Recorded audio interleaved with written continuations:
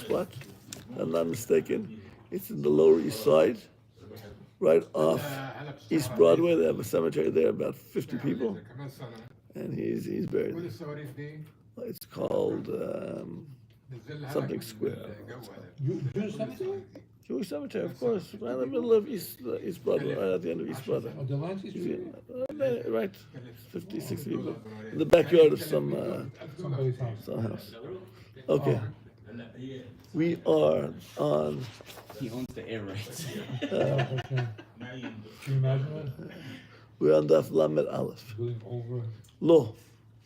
Person has to honor his parents.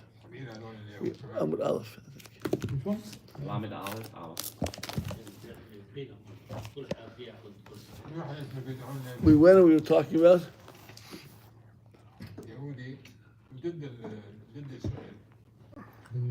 Okay, the last thing we did was the Gemara gives us very famous Gemara concerning Moreh and Kavod.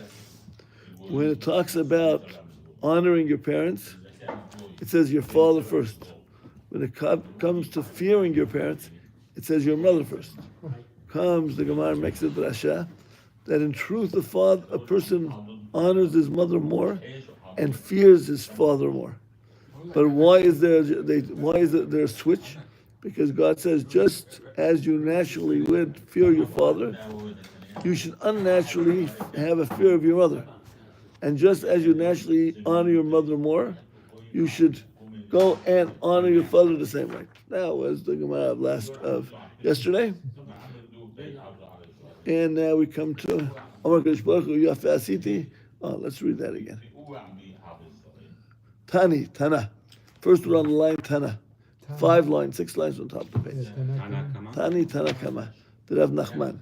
Bisman she'adam mitzta'eh et aviv et imo. In a place where a man causes pain, anguish to his parents. Amar Kadosh Baruch Hu, God Almighty says, Yafeh asiti shelo dati b'neihem. It's good I didn't live with them because I would have been hurt. Shil malei dati b'neihem tziruni, because if I lived amongst them, I would have been in pain. Rabbi Yitzchak, kol ha'over avera b'seter. Kaviyachol, right? Because what is he saying? He's giving you a lashon. When a person honors his parents, like we said yesterday, his parents are happy. But what makes them even happier? When there's peace in the family, in the house. Shalom. When the children get along with each other, then you say happy. Who's happy? The parents. Oh. The kids get along. Right? We gave you a mashal. A man walks into his house and he hears everybody screaming and fighting. And he comes in and they all come, Daddy, we missed you. He's happy. They come love him. But he's very upset that they all hate each other. But when he comes home and he hears everybody helping each other, even though they might ignore him a little bit because they're busy helping each other, the father is even happier. Because he said, look at the house I created. Amar Yitzchak. If the kid turns out bad, what percentage is it the parents and what percentage is the kids? That's almost like, do we say Yishen today? Amar Yitzchak. Kol ha'over avera b'seter, kilu dochek רגלי השכינה, שנאמר כה אמר השם, השמיים כיסי והארץ אדום רגלי. Amar Rabbi Yeshua ben Levi. Asur le'adam, when Rabbi Yeshua ben Levi speaks, we listen. He was one of the great scholars and one of the great mystics. Asur le'adam she'elach arba amot be'koma zekufa. It is forbidden for a man to walk 4 amot with a haughty gait. That's not what it translates in, but we'll translate it that way. Erect posture. Erect, haughty. H-A-U-G. Haughty gait. This is God. Ga'ava. Shneimar malek kol ha'aretz kivado. Because God's honor fills the world, not your honor. That is Rabbi Yeshua ben Levi, brought down in Shulchan Aruch. Lefuna b'rei Rabbi Yeshua, lo mesegei arba amot begilui harosh. Don't walk around 4 amot with gilui harosh. So everybody is what every religious dude follows this, walks around with that. But how many Jews are so haughty? Comes the Yom Shlomo, as we said yesterday. He says it's more important to walk humbly than to wear kippah. Because one is Rabbi Yeshua ben Levi and one's the son. לא מזכיר בעמוד בגילוי הראש. אומר, שכינה למעלה מראשי. What should the kippah teach him? That the Shekhinah is on top of his rosh. Shal ben almana echat. There was a young man who was what? Had no father. Rabbi, I'm sorry, I'm going back. The erect posture. Right. I didn't say erect posture. Why did you say erect posture? I It said, says it here. don't read the English. What did I say? Haughty gait. Nose up, Right. still walk straight. Right. Okay, just nose down, walk straight. Right. I didn't say erect. We changed the I translation. didn't say you did Right. Shal ben almana achat.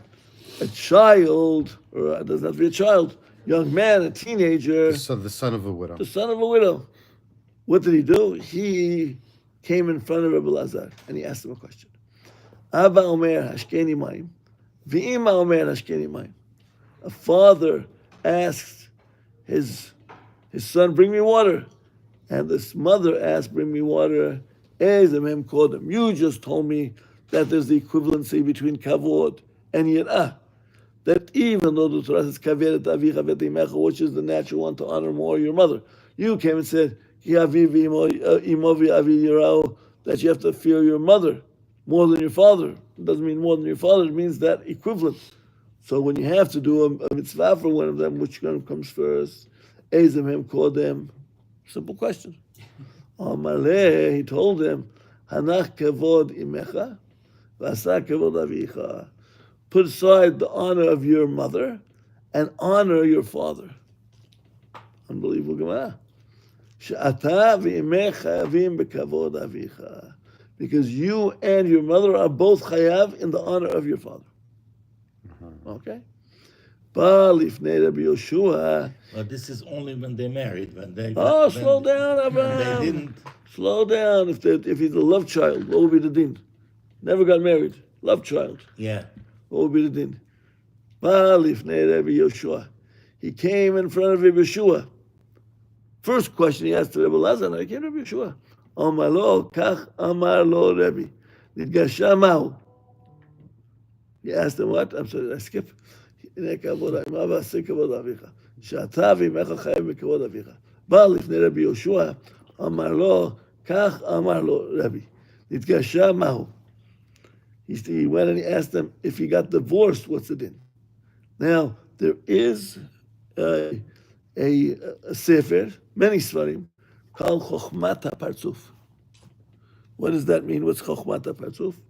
It's a knowledge of reading the face. Today, they have what is called body language. This is a Kabbalah book or? It's a Kabbalah book, but it's based on what? Facial reading. On looking at people over and over, like body language. That's why I don't go to the Kabbalah. So, for example, I'll give you an example. Dr. Kurtz, the dentist, told me he could tell an angry person by his teeth. Wow. Because he's always Because grinding. the back molars are ground. Right. So you can see certain things physically. Okay, he could tell from the back molars. Starts at the back. So he could tell from what, if he's an angry person. So here, what did the rabbi tell him? I could see from your face. Your eyelashes. That what? From your brows, not your eyelashes, your brows. Does they say eyelashes in English? Okay. That what? No, Miben Niseinecha. It's usually the Nikash ben almanata. I could see on your face that you're what? An orphan. An orphan. An orphan? He could see Because of the crying had thinned Okay, out don't tell us what the English says. Well, yeah, that's not always. That's not. It could be. That might not be the exact reason. He could tell. He looks at the face. He sees the lines on his face. He could tell. They used to go to the stipler, the yeshiva guys. They would not go with their forehead seen. They put the kippah on their forehead. So you couldn't see. Don't read me. You give me a bracha. Don't read me. The rabbi couldn't read what the guy. The head, the face. We have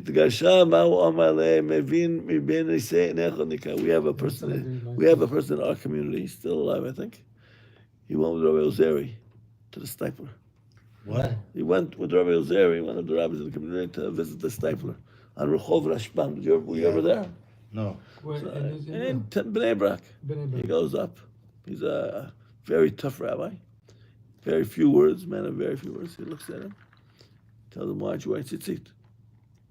And he gives him like a little curse. He says, no, Rabbi, please bless me. I'm about to Shuvah. He says, don't leave Israel before you have tzitzit. Okay. Next year, he comes back, or maybe next week, I don't know, next year, I don't know. Well, next time he visited. Yeah, next time he visited.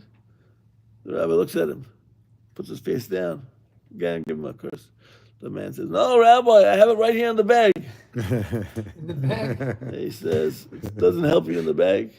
The guy became a Baal Teshuvah, big time, and a big philanthropist in our community.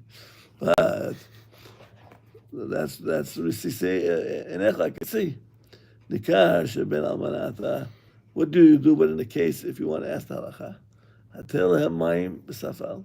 Go put water in a pot. V'kakel hen ketarnagolin. And do what? And shriek like a chicken. It says What does coo, that mean? coo to them. C-O-O. Coo to them is better. As a rooster. What? Because coo means in a loving manner. I'm not reading the English. I wouldn't know. But I'm not going to say reading. I'm going to say what? Kakeh. Cool is like to bring them over. Like a Talk to a baby or adult. right. But when you hear a turkey or a rooster, they don't coo. They don't do what? They don't coo. They gobble. Coo means, oh, very nice. Oh. They scream. So I would think kakeh means he screams. Now, why do you scream in front of your parents like a turkey, like a rooster? Because they left you, they divorced. Oh. So they divorced and they left you holding the bag. So what does he do? What does he say? Treat them like chickens. Because they divorced? You Yes. treat them like chickens? Because the rooster is not, he goes with many women. 25 years ago, that's 90% of people say, I'm still married because of the children. They stay married because of the children. So that's the schema. Kakalem ketana golin. Now it's like, Yeah, but I don't understand, Rabbi. Why is a changed divorced for couple considered like 500 roosters? years. I just told you. Because they're both because looking. They were philandering? Yeah, maybe. Not that even they weren't philandering. They were looking at other people. Oh. But they're like ketana golin. Shopping. Like shopping. Window shopping. Window shopping. Window shopping. Yeah, okay. So you treat them like what? Okay, now That's the art 500 scroll. years The art for scroll is much For nicer. the children. Yeah, I don't. You like the art scroll, but you like the art scroll. You coo to them in a loving manner. I said you shriek to them in a like roosters. But okay, whatever you want. Darash Ula Rava Pitcha de Ben Nesiah. Ula was Doresh at the door of the Ben Nesiah. Ma d'chtiv. Yaduch Hashem kol malchi aretz. Ki shamu. Imre ficha. The pasuk says in the Navi, the nations of the world, the kings of the world will all know you, because they heard the words of your mouth. Ma'amre ficha lo ne'amar. It doesn't say the statements around Ela imre ficha. B'shah she'amar HaKadosh Baruch Hu, Anochi v'lo yalacha, amro umot ha'olam. L'chvod atzmahu doresh. He's just like every other god of antiquity. He's looking for what? His own honor. Hashem chas v'shalom. He's looking for his own honor. Doresh kivan she'amar. Afterwards, when God said the fifth command, kabed et avicha ve'et imecha, and he's sharing the what? The honor. Chazru v'hodu. Then then they agreed that God is a loving God, and they accepted the first ma'amarot. Hear what he said, Avram? Yeah. So again, let's go repeat what he said. He said, when Hashem said, Anochi Hashem lo yela, he says, this God is just like all the gods of antiquity. Selfish. He's selfish. But when he says, honor your parents, then he's doing what? He's sharing the kavod. That's a lot of times. You see a good leader and a bad leader. When you see Moshe Rabbeinu and people were prophesying, they said, put them in cherem. Eldad umedad. Put them in cherem. And what did Moshe say? It would be great if everybody had prophecy like them. So he was not at all, what? Taken back. Let them also have powers. But other leaders are just opposite. when Lenin passed away, there were two men, Stalin, Oh, and who's the other man? Trotsky, nice Jewish boy. Trotsky from what? Where is he from? You don't know? Germany? No, Russia. Russia. Oh, Russia. Okay. Nice Jewish boy. And what happened? So there was wasn't it Japan and Italy?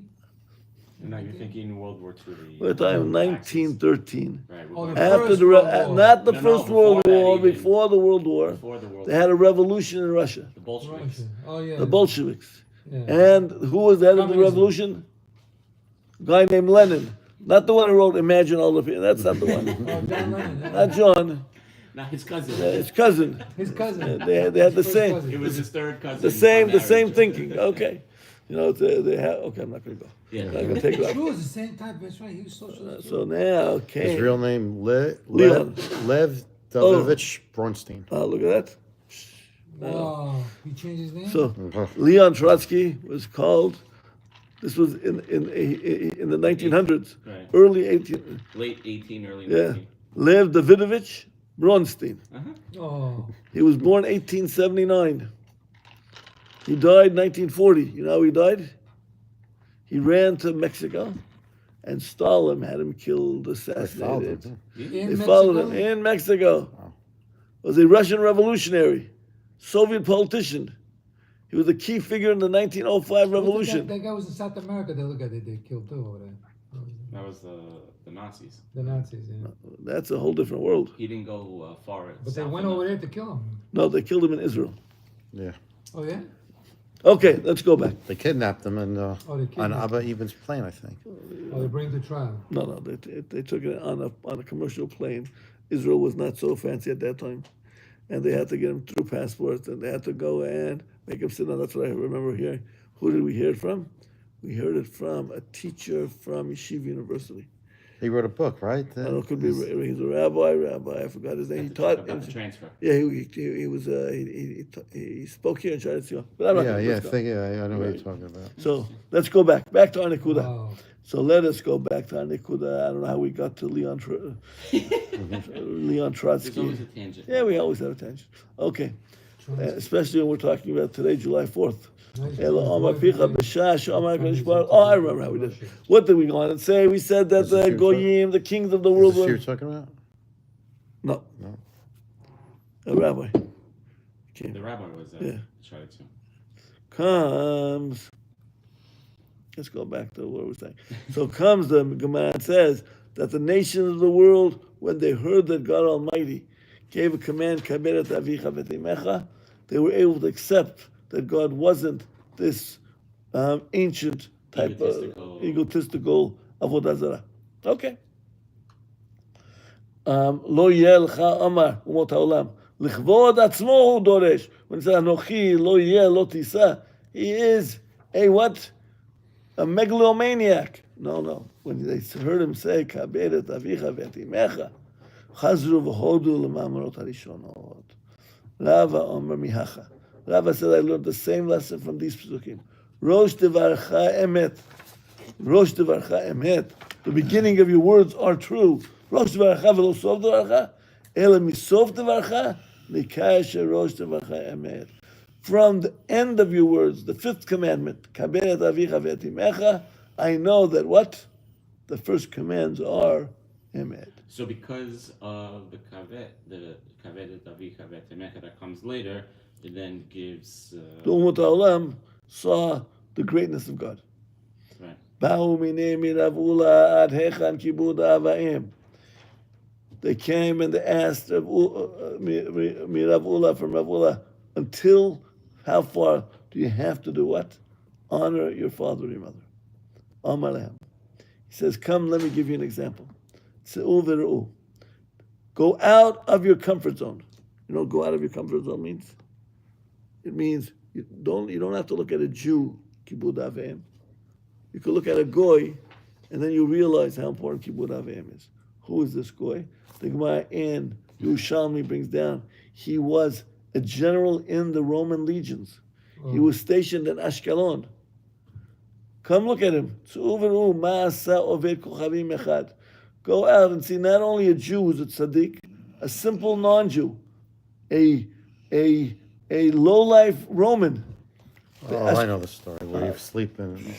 Famous story. Now, why is this? Look at it. We're on target. Why are we on target? Because you're showing the lowest of the low. No. Because it's talking about the para aduma. Well, right, but you're talking about the most simplest of parasha this week. No, we're talking. What's the parasha? The connection. All of a sudden we come to para aduma on the Friday before para aduma. And there's a para aduma floating around somewhere. Don't worry about it. We're in Texas? In Texas. No, in the Middle East they found the. Hey, but they took 8 from Texas. They painted it, whatever. They don't have painted. It's very normal. It's not so rare. I think the number is 8%. Okay, and So they found 8% somewhere. means nothing. No, but the United States has special. They have a good. They have a long haul. They have a nice non-Jewish man named Dr. Jones. Mr. Jones. He died already. His daughter converted to become Jewish. She didn't convert because when he was looking into Judaism, a Mikubal told him that stay Christian because the Paraduma is going to be bought from a Christian. Oh. But he died before Mashiach came. Okay, so What was his first name? Jones. I forgot his first name. Okay. Yeah, Indiana. That's the story. It's a little bit like of Indiana Jones, but his name was. How does one make it to the? No, it's his story. But he was an archaeologist. Yes, and, yes. Oh, okay. So they made a fiction movie about it, but he was looking for the Aron HaKodesh. Okay, now I understand. Now you got it. Now I got it. The Lost Ark. Yeah, the Lost Ark. Okay, so now. I'm very imaginative using the same name. Who's the one who made the film? They have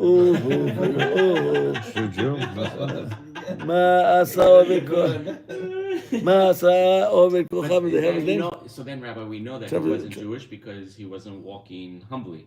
This guy, that's a very interesting man. His name, how did I forget his name? Jones. Trevor Jones, not Trevor Jones. Trevor Jones was a basketball player, a baseball player. His name is. Okay, whatever. We forgot his name. Non-Jewish Jones. Not Jewish Jones. He just passed away a few years ago. All right. Okay. Condolences. He found a lot of things.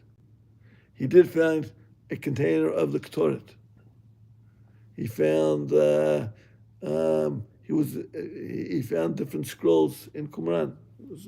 Did he find the Ark in Montana? No, they didn't find. That's another crazy guy. But go back to him. Ma asa ubet kochavim echad. What did one idol worshiper do? Bashkelon. He was in Ashkelon. V'dama ben Netina shemo, and his name was Dama, the son of Netina. Pam achat bikshu chachamim pragmatiev.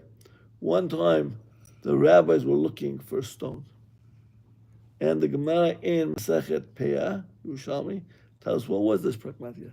They needed the last stone in the Urim V'Tumim. Now, that's a big problem.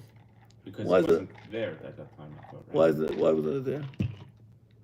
Was there a Beit HaMikdash? Was there a Beit HaMikdash at that time? Sure. There had to be in order. The Romans had to destroy it. So the Romans destroyed it. Oh, this was right after. Right? This is before they destroyed it. No. Oh, I thought it was rebuilding. Before they destroyed it. The Romans were now the landlords of Eretz Yisrael. They took over. But they haven't imposed. They didn't destroy the Beit HaMikdash yet because they didn't rebel yet. In 70 CE, they decided to destroy the Beit I HaMikdash. thought this was after. So now you see you're wrong. Now V'dama ben Netina comes and they need a what? A stone for the Urim V'Tumim. We have a Mishnah which goes on and says that in the second Beit HaMikdash they did not have the Aron HaKodesh and they did not have the Urim V'Tumim. So what do you mean they're looking for a stone in the Urim V'Tumim? The understanding that the Ben Ish Chai says that they did have the Urim V'Tumim, but the Urim V'Tumim didn't work. They didn't know how to read it. But they had the Kohen. They didn't know how to read it. It could light up or not light up, makes no difference. No, I understand they didn't know how to read it. Yeah, maybe they didn't light up, maybe they didn't light up either. Right, I would think it only lit up when proper. Right? So now they had missing a stone. It was called the Yashvet stone. In English, they called it Jasper stone. And they were missing it. Were they were allowed to even though they didn't know how to read it, and They made have it. the Of course Kiddushin. they had to make it. They had to make all the big dick kohana. The Kohen had to have the exact same clothes that they had in the first Beit HaMikdash. Doesn't have anything to do with work or not work. We're obligated, right? Okay. Sure. So he had the choshen. Now one of the stones got lost. Which stone? Stone of Binyamin. What was the stone? The Yashafet stone, which is the jasper stone. Now they came to him and they were willing to give him good money. He was a jeweler. They came to Ashkelon and the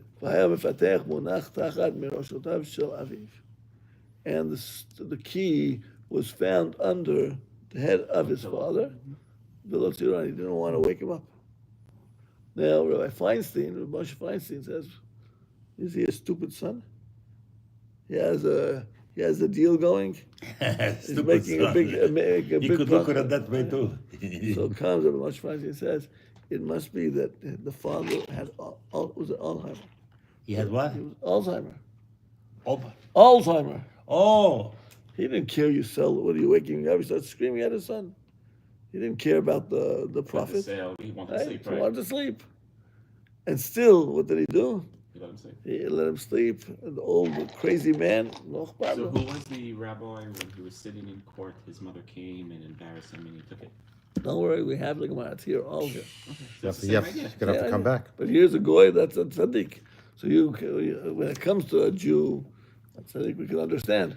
Comes here to go out and see even a goy how he honors his parents. Now it's interesting to note that if you look at the names here, you see strange things. Dama is Edom. He was from Esav. He was a Gilgul of Esav, maybe. That's what that he Who says. respected his father. But he respected his father, but he had what? Different. He had a hatred for the Avodah and the Beit HaMikdash. Okay. And now came this Edomite, who was from Rome. And what does he do? He facilitates the Avodah and the Beit HaMikdash in two ways. He sold the stone, and the paraduma. and he got the paraduma as reward. So what? So he was Metaken. Now Esav's in Shaman? Gan Eden, and we'll see him when we get to Gan Eden. Not just the head. Not just that. Floating around. Listen, the next year, what took place, and it's another interesting thing. There's a sefer called Avnei Shoham. Avnei Shoham goes on and tells us about the properties of different minerals. For example, the ruby is a mineral of stone which is a segula for birth. The emerald, they have different stones. What is the jasper We stone? believe in that? A little bit. Like a little, like Yeah. the gemstones? Yeah. If you're a Kabbalist, you believe in it. I don't know if I That's believe. what on a Kabbalistic Yeah, level. some women I know. My daughter-in-law has a special red stone that she wears when she's pregnant. And she believes it. Okay. She believes in it. Here, the jasper stone. What is the jasper stone A for? nurturing stone. So that's what it Comfort. says here. Nurturing. Spiritual meanings of all the properties. Okay, I'm going to tell you what the Zohar says. The Zohar says if a person is bleeding, internal bleeding, what does the jasper stone do? It helps stop the bleeding. How?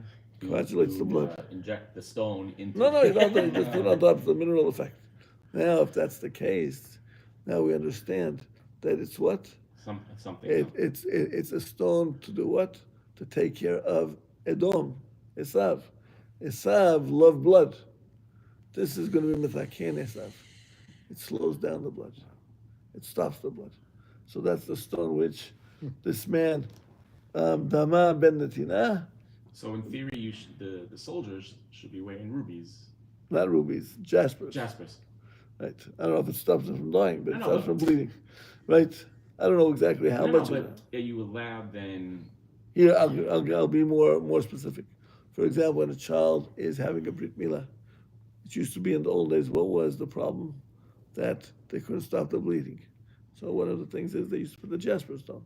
A person's a hemophiliac. What's the stone he should be wearing? And if I'm not mistaken, the jasper stone is one of the stones that the monarchy in England wears. The monarchy in England have a deficiency in their blood, which makes them partially hemophiliac. So for some reason, where did they get the jasper stone? Okay, what you got today? I guess it's just a matter of finding the balance where it doesn't become like an avodah zarah. I'm not even going to go there. ביקשו ממנו חכמים ואבנים לאפות, ב-60 ruble are willing to give a tremendous money. שכר ורב, כהנא מתני ב-80 ruble. Reb Kahana says even more. והיה מפתח מונח תחת מראשותיו של אביו. And where was the stone? Where was the key? It was under his father's head. V'lo tziaro, and he didn't bother him from the Shana Achet the next year. Natan HaKadosh Baruch Hu scharo. He got again. This guy has good mazal. Shenolda lo paraduma. Which stone was he wearing? And you have to realize that the paraduma in the first Beit HaMikdash there was only one. There was 6 in the second Beit HaMikdash, and in the 10th will be Mashiach.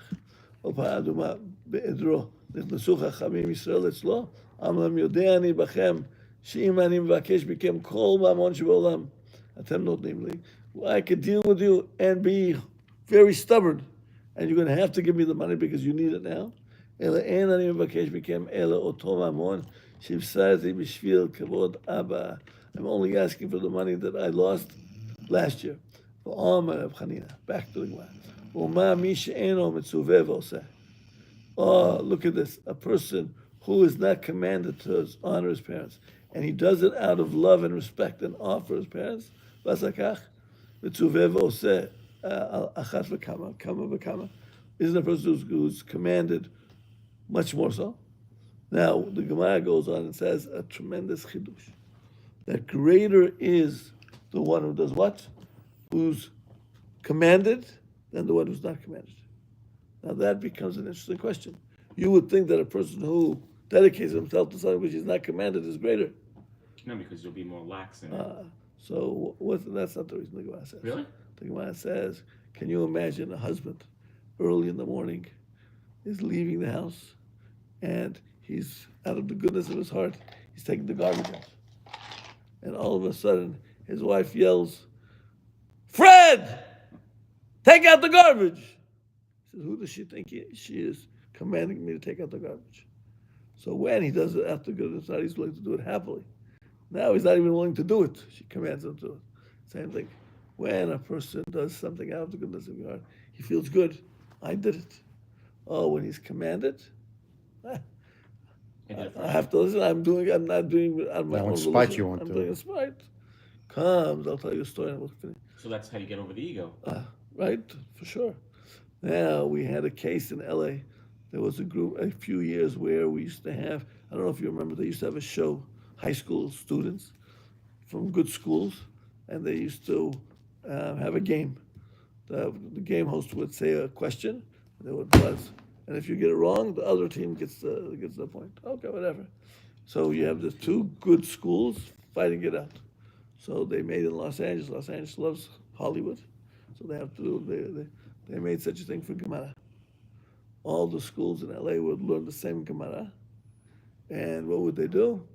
They would test them, and they would have the 2 best schools get to the 2 best schools. Gemara Bowl. One school always won. Talat Emet always won. Came Hillel, the modern school, told the rabbi who was in charge. He said, "It's not fair. Questions of flawed. It's not fair. It's not fair." He says, "Our best students you don't accept." The rabbi said, the one who was in charge, said, "What do you mean? We want your best students here." He says, "Our best students are constantly the girls, and you never allow them to come and compete." So the rabbi looks at him and smiles. He says, "You don't understand. It would not be fair if the girls competed."